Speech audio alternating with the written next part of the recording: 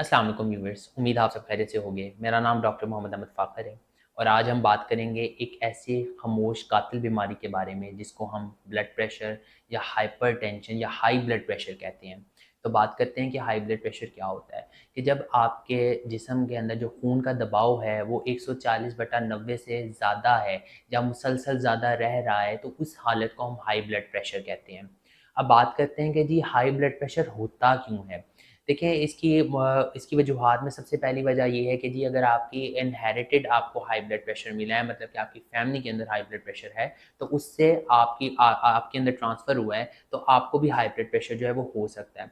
दूसरी है जी इसकी, अगर आप नमक वाली चीज़ों का बहुत ज़्यादा इस्तेमाल करें या नमक का बहुत इस्तेमाल कर रहे हैं, तो उस वजह से आपको हाई ब्लड प्रेशर हो सकता है। या फिर आपको गुर्दों का कोई मसला है, तो उस वजह से आपको हाई ब्लड प्रेशर जो है वो हो सकता है। या फिर आपको कोई ज़हनी दबाव है या आप एंग्ज़ायटी के अंदर हैं, तो उस वजह से भी आपको हाई ब्लड प्रेशर जो है वो हो सकता है। या आपको कोई अदर मेडिकल कंडीशंस हैं, लाइक जैसे आपको डायबिटीज़ है, तो आप उसको कंट्रोल नहीं कर रहे, तो उस सूरत में भी आपको हाई ब्लड प्रेशर जो है वो हो सकता है। अब बात करते हैं कि इसकी अलामात क्या हो सकती हैं। नॉर्मली अगर देखा जाए कि अगर आपको हाई ब्लड प्रेशर है, तो उसकी अलामात में यही होगा कि जी आपको चक्कर आएँगे, आपको आँखों के नीचे जो है ऑर्बिटल पेन होगी, यानी कि आँखों के नीचे हिस्से में आपको बहुत ज़्यादा दर्द हो सकती है। जो आपकी जो नज़र है वो धुंधली हो सकती है, आपको प्यास भी लग सकती है और आपको स्वेटिंग भी हो सकती है, आपको गर्मी हॉट फ्लशेज़ हो सकती हैं। ये कुछ इसके मेन सिम्पटम हैं जो बताते हैं कि जी आपको हाई ब्लड प्रेशर है। और जब आप चेक करते हैं तो आपका जो हाई ब्लड प्रेशर का जो लेवल है वो 140 या 90 से एक्सीड किया होता है। अब बात करते हैं कि जी आपने इसकी मैनेजमेंट कैसे करनी है, इसका ट्रीटमेंट क्या हो सकता है। देखिए नॉर्मली क्या है कि जी अगर आपको किसी डॉक्टर ने कोई मेडिसिन रिकमेंड की हुई है, वो तो आपने लेनी ही लेनी है। लेकिन वैसे आप क्या मैनेजमेंट ये अपनी कर सकते हैं कि जी अगर आपकी वॉक नहीं है, तो कोशिश करें आप वॉक अपनी लाइफ के अंदर शामिल करें। कम से कम 15 मिनट या 30 मिनट की वॉक जो है लाज़मी करें।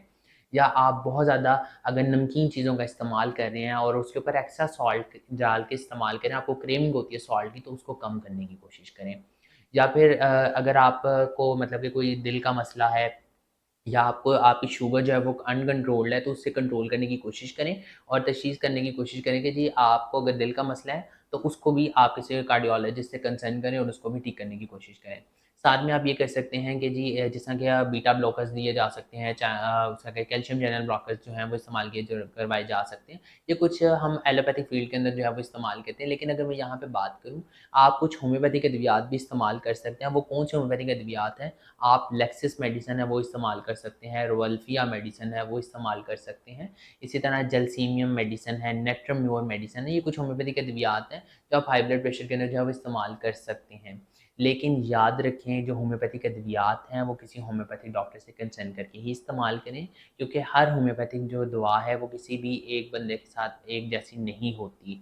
मुमासलत जो होती है वो इस मरीज़ की अलामात के मुताबिक ही दवाई जो है उसकी जो सिलेक्शन है वो की जाती है। इसीलिए ये ना समझें कि जी इसके लिए भी यही मेडिसिन थी तो मेरे लिए भी यही मेडिसिन होगी, नहीं ऐसा नहीं होता। तो किसी होम्योपैथिक डॉक्टर से कंसल्ट करके ही इन अद्वियात का इस्तेमाल करें। उम्मीद है आपको आज की वीडियो से बहुत कुछ सीखने को मिला होगा। अगर आपका कोई सवाल है तो आप नीचे कमेंट सेक्शन में पेश करें, वी विल डेफिनिटली आंसर।